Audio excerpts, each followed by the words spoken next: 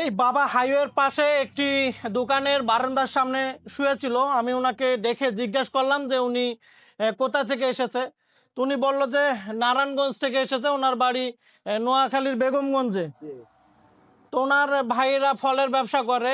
উনি যে কোনো ভাবে পথ ভুলে গাড়িতে হেঁটে বিভিন্ন মাধ্যমে আর কি উনি দিনাজপুরে চলে এসেছে। বাড়ি যেতে পারতেছে না, বাড়ি খুঁজে পাচ্ছে না, তাই তো? হ্যাঁ।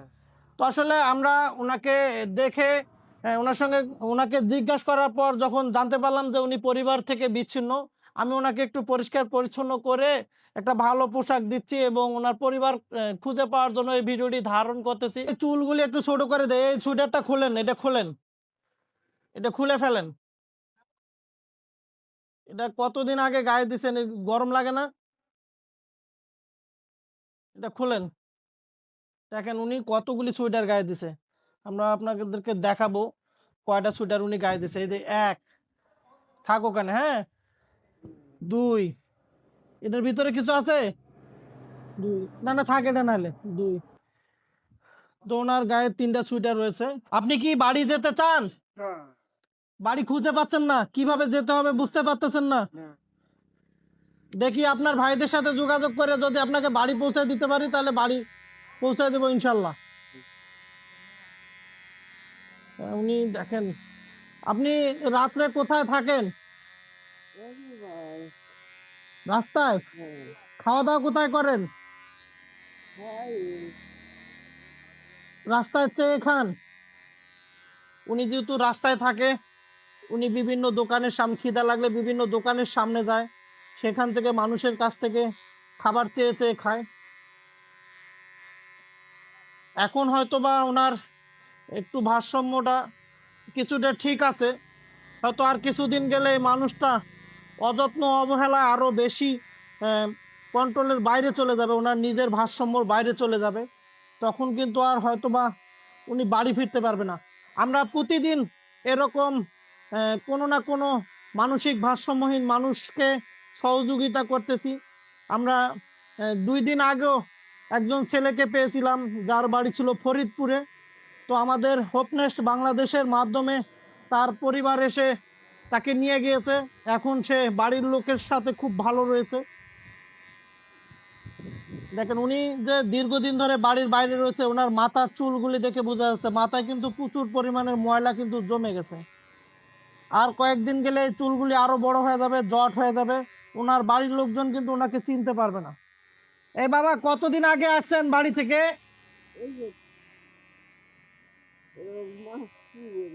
বলতে পারবেন না?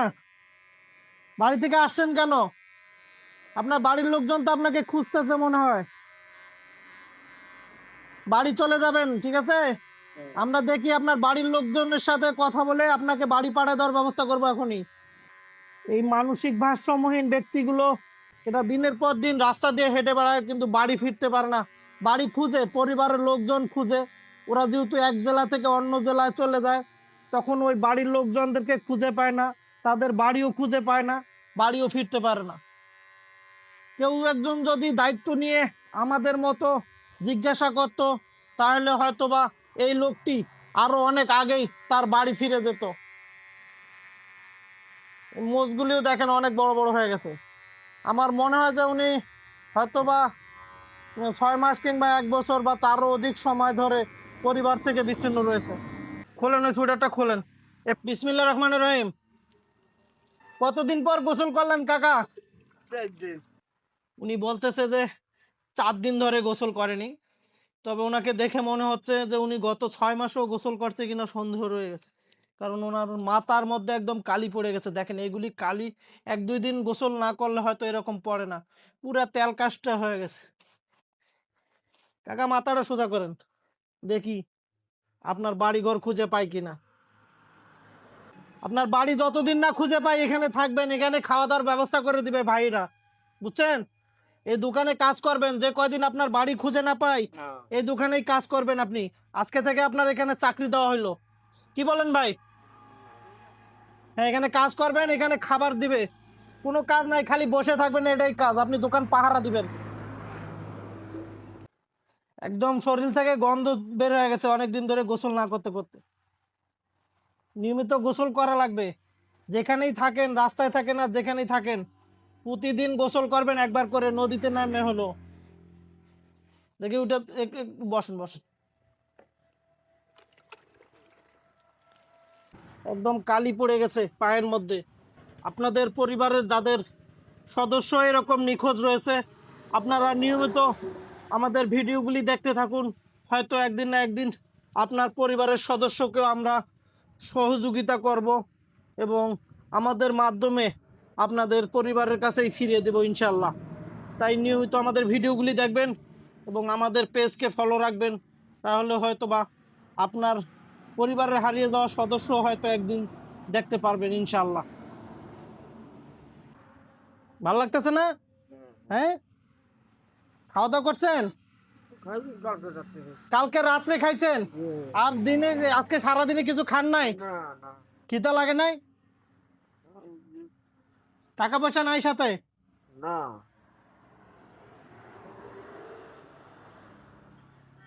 কত রাত্রে উনি খাইছে। এখন আমি যখন ভিডিওটা ধারণ করতেছি প্রায় 2টার উপরে বাজে। মানে সারা রাত কেটে গেছে, সারা দিনও কেটে যাচ্ছে, এখন পর্যন্ত ওনার পেটে ভাত যায়নি। উনি আসলে না খেয়ে ক্লান্ত হয়ে সেই হাইওয়ের পাশে এখানে একটা দোকানের সামনে শুয়েছিল। আসলে আমি এদিক দিয়ে যাচ্ছিলাম, কৌতূহলবশত জিজ্ঞাসা করলাম। তো কথা বলে জানতে পারলাম যে উনি পরিবার থেকে বিচ্ছিন্ন। তো আমি আমার সাধ্য মতো চেষ্টা করতেছি ওনাদেরকে সহযোগিতা করার। আপনারা যদি আমার এই মানবিক কাজের বা আমার এই মানবিক উদ্যোগের পাশে থাকেন, হয়তো আমি এরকম আরো অনেক মানুষকে সহযোগিতা করব ইনশাল্লাহ। আব্বু, গোসল করার পর এখন কেমন লাগে? কেমন লাগে বলো তো? ভালো। ভালো লাগে? এখন বাড়ি যেতে হবে, বাড়ি যেতে চাও না? যাক, উনি বাড়ি যেতে চায় কিন্তু বাড়ি খুঁজে পাচ্ছে না। হয়তো দুর্ভাগ্য ওনার, উনি অনেক দূরে চলে এসেছে। আর কোনোদিন বাড়ি ফিরতে পারবে কিনা সেটাও উনি জানে না। যদি ওনাকে কেউ সহযোগিতা না করে, হয়তো আর কোনোদিন ওনার বাড়ি ফেরা হবে না। আপনি তো একা একা বাড়ি যেতে পারবেন না যদি আপনাকে কেউ সহযোগিতা না করে, ঠিক না? এইসব আংটি টাংটি দেওয়া যাবে না হাতে, হাত নষ্ট হয়ে যাবে, এগুলি ফালাই দেন। খোলেন, এটা খোলেন। এগুলি হাতে দিলে নখ চিপা হয়ে যাবে, পরে ঘা হবে, কাটে যাবে। এটি ফালাই দিবেন, আর কখনো পরবেন না। এটা পরো, এই গামছাটা পরো, পরে এটা খুলে ফেলো।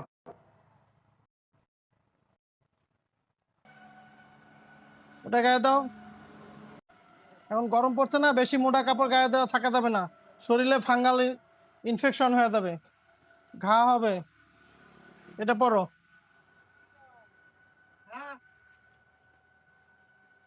বাবা, আপনার নাম কি ছিল? মোহাম্মদ মোবারক। মোহাম্মদ মোবারক। আপনার বাবার নাম কি ছিল? মাহমুদুল্লাহ। মাহমুদুল্লাহ।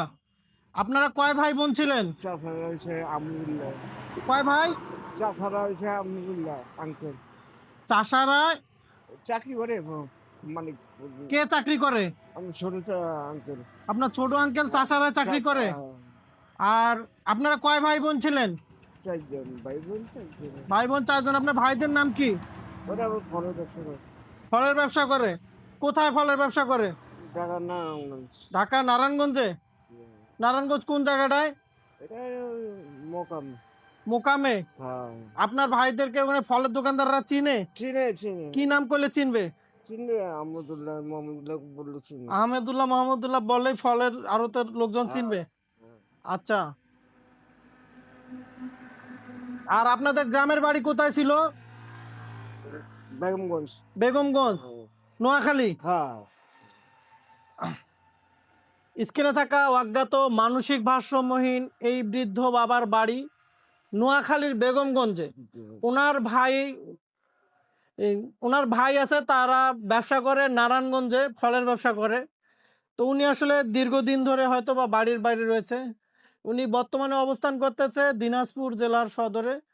তো এই ভিডিওটি দেখে যদি কেউ তাকে চিনতে পারেন, আমাদের সাথে যোগাযোগ করবেন এবং এনার পরিবারটা খুঁজে পেতে এই ভিডিওটি প্রচুর পরিমাণে শেয়ার করে দেবেন।